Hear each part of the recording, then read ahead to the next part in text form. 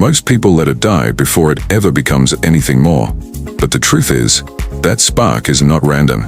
It carries within it a blueprint, a frequency, a seed waiting for soil. Now picture your mind as a hidden forge, not of fire and steel, but of focus and attention. Every thought you place inside this forge is melted down, reshaped, and prepared to enter the world outside of you. But here's the secret most people never see. Your thoughts are not passive.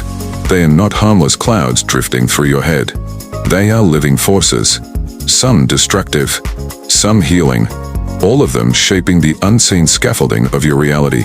Soft pause. If you've ever felt trapped in cycles of failure, doubt, or fear, you've already seen what happens when the wrong thoughts are given too much power in the forge. They harden into chains, and those chains feel impossible to break. But chains can be melted, so how do we turn thought into reality? It begins with awareness. The alchemist does not work blind.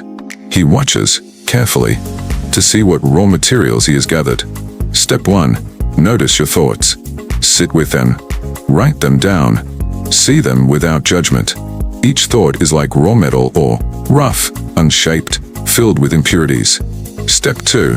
Purify. Ask yourself, does this thought weaken me, or does it strengthen me? If it weakens you, it does not belong in the forge. If it strengthens you, hold it close. Refine it.